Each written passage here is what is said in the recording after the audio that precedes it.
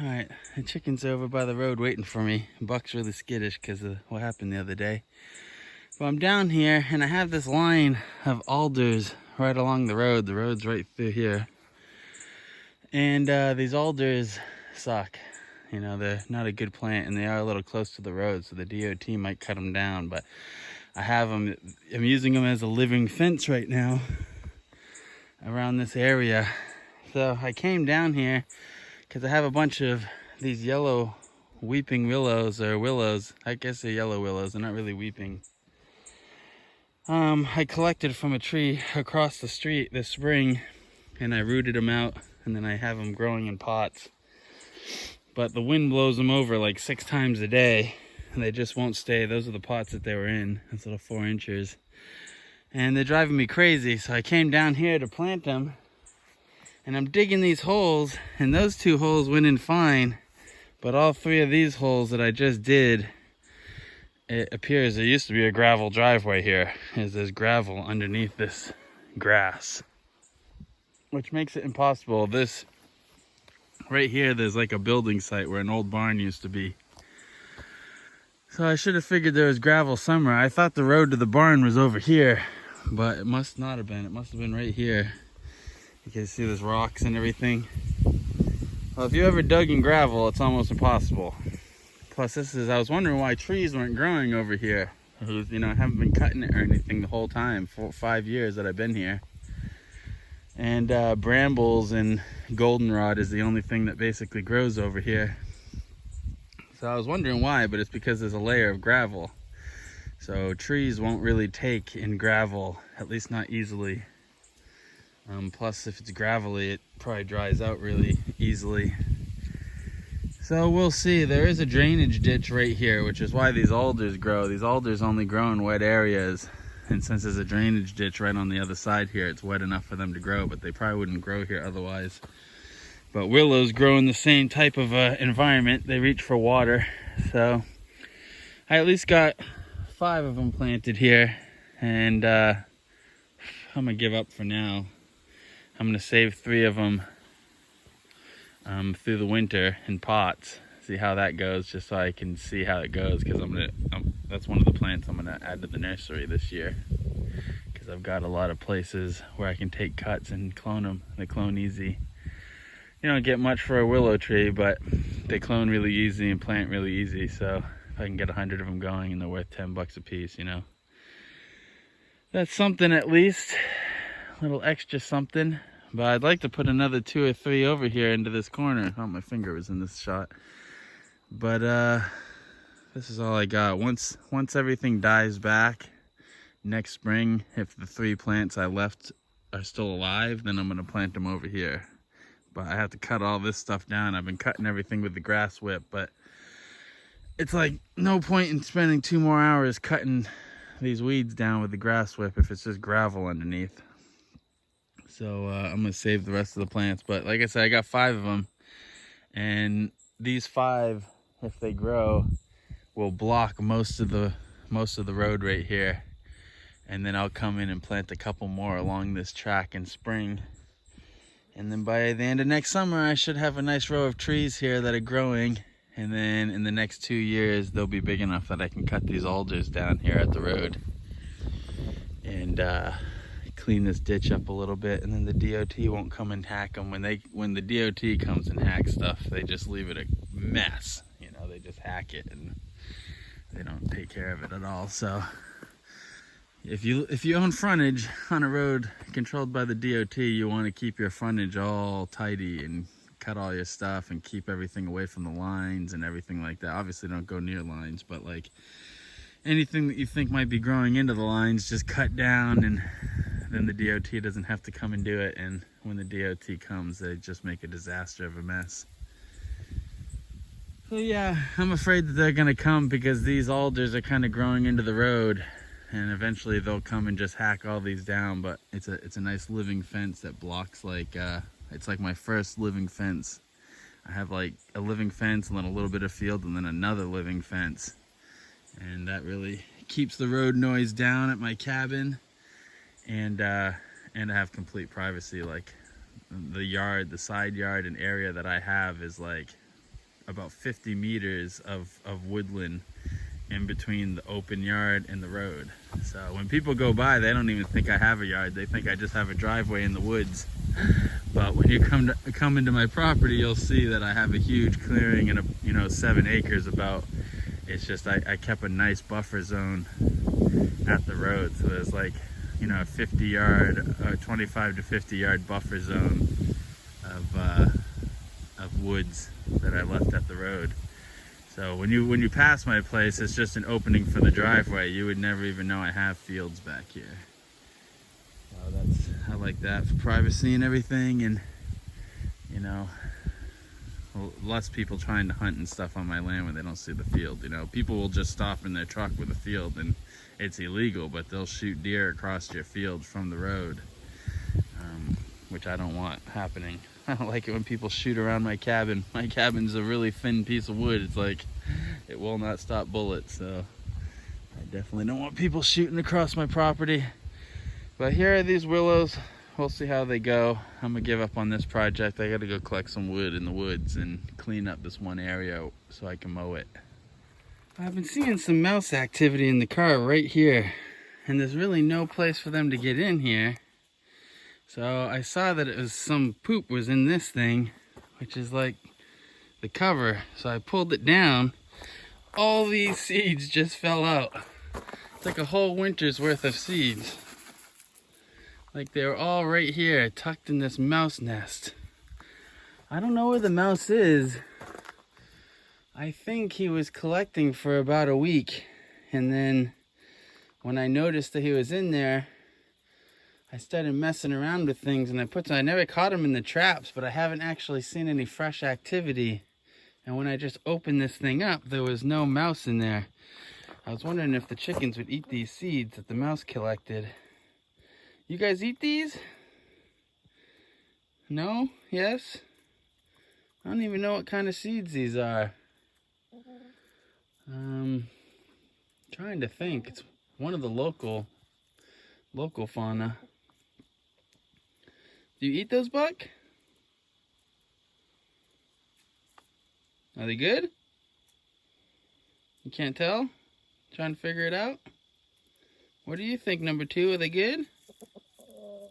No? You guys don't like them? I don't know what kind of seeds they are, guys. I don't know. Now they're in the driveway, though, so we're going to have all kinds of crap growing in the driveway next year. Try to sweep them up, I guess, and throw them in the bush. But I gotta clean this whole thing out. And I mean, that cotton, all that cotton and stuff is like basically insulation. I don't know how important it is, but I was thinking about taking it out because the mice are obviously just digging in it. Non-stop mice problems with this car, though, because I don't drive it a lot, and the car just offers really good protection for these mice. So the wood pile and the car is the 2 places where they like to hang out. I've never had one in the cabin still. I mean, knock on wood here. Wood handle of my knife. But yeah, this is what happens when you live way out in the country. The mice destroy everything you own. So I'm gonna get to cleaning this out, and I was finishing up the wood. There was a huge pile of wood there, but the last 2 days I've been chipping away at it, trying to finish it up. That's wood for next year, so I've been taking my time, but it's starting to get cool now. It's the 2nd or 3rd of September. Oh, excuse me. But man, I can't believe, look at all those seeds. They're all pretty fresh. I mean, whatever was collecting those just put them in there in the last couple weeks to dry out. But I can't have that. Definitely messed up all this foam in here. So I don't know how important that is, but I think I'm just gonna rip it out. You know, there was insulation on the hood of the car too that they were making a nest in, which that's designed to keep the top of the hood cool during the summer and keep the heat of the engine in the winter. But I ripped it out and the car runs fine. So it's like, I'm pretty sure this is just insulation for this back door, you know, for like heating purposes and stuff. I don't really see... Okay, Buck. I don't really see any other reasons why why this insulation would be here other than like just for temperature control. So I'm probably just gonna rip all that out and clean it out, and then once that's out of there, there'll be no reason for the mice to be in there, and get this all put back together. All right, back in the strawberry patch, and I don't know if I think I have them low on memory, but this is, I got these 2 rows and they're good and established. I planted those like, I don't know, a week or 2 ago. This is the one I've had covered in plastic for like 2.5 months, killing back all the weeds and hopefully all the grass seed. And I have this, we had tomatoes planted in this, some Romas, and once my topsoil has been through 3 seasons, I put it in the garden, you know, to fluff up the stuff that's already here, the natural ground. It's kind of sandy, so adding the potting soil in there and mixing that together makes it much nicer, much better texture for holding water. So I've just like tilled this all up really good and worked it all over and flattened it out, and now I'm going to put this topsoil on there and then flatten it nice layer and not really mix it in, just make it a layer on top, and that'll help really keep the moisture in on this natural layer, which this already has some topsoil. This is like, this garden's like 4 or 5 years old now. But we have these strawberries which are in the old garden, and some of them up here are pretty much at 2 years, so I probably won't replant those, but all of these are from runners from this last year and a half or so. So these are still good, really productive strawberries.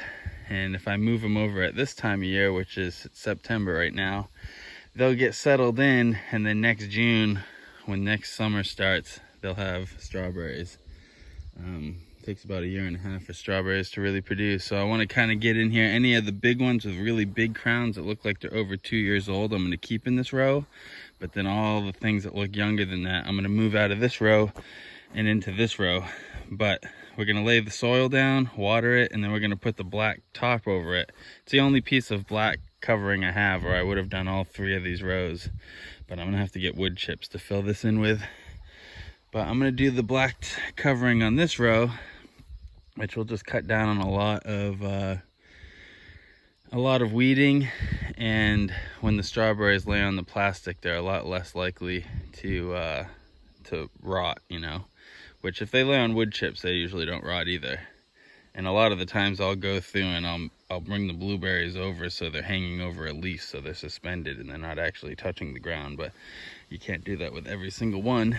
So yeah, we'll see. Next year we'll have 2 rows in plastic and a bunch of rows that are not. Obviously the plastic, it comes with whatever chemicals plastic has, and if you let it sit for too many years on the garden, it could start releasing microplastics. But I take the plastic out every 2 years, and this stuff is like rated for like 6 or 7 years. So if you replace it every 2 years, you shouldn't get much of that microplastic. There'll be a film of microplastic though on it from manufacturing, so there is going to be some in your garden. So yeah, you got to think about that, but sometimes it's worth it. The weeds can really kill you. So I'm going to put this on there and flatten it out, and then I'll bring you back when I got the black plastic back over it, and I'm going to be I take this little torch lighter I have and I cut little holes with that, and it seals it off so it doesn't like keep ripping. And I'm just going to do that, you know, like what I did here. But what I did here, they kind of spread out too much. Now that they filled in, I think I could go like twice as thick as this, which is what I'm going to do over here. I could probably get 25 plants or more in this one little section, which these are only like 7-8 foot gardens. But yeah, the strawberries are the most rewarding, especially when they're all settled into a permanent bed.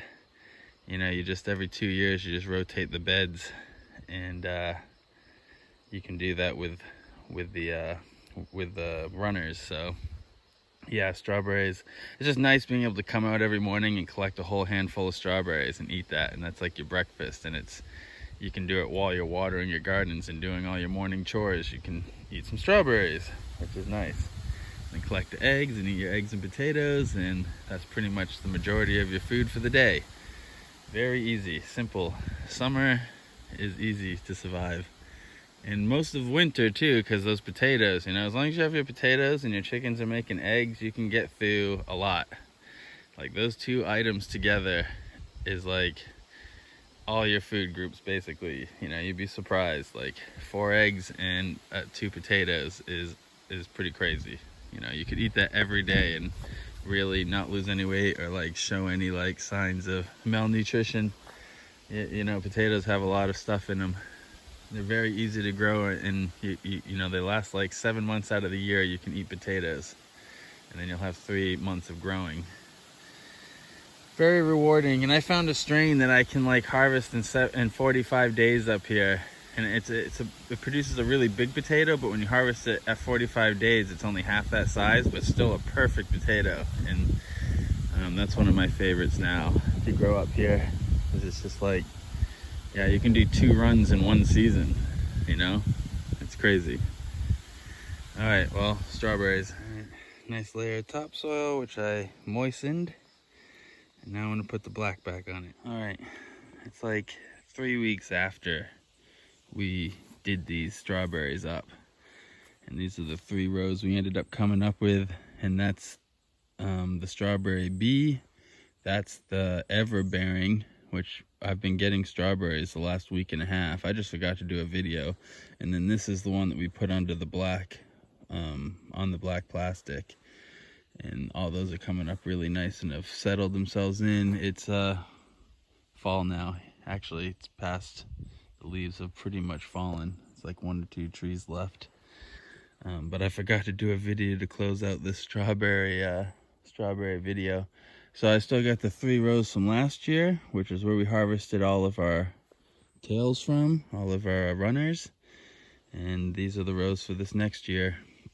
And I'm gonna get some more wood chips to kind of feed in there and push in there and try to keep weeds down. And I'll weed that one more time this fall. And then they'll just lay dormant for the winter. And if there's a lot of snow, it's better if they're covered in snow so they don't get abused. And then in the spring, we'll get some nice June-bearing strawberries. And hopefully this row in the middle will produce all summer. And that one comes like 2 weeks after this one. So we should have good strawberries.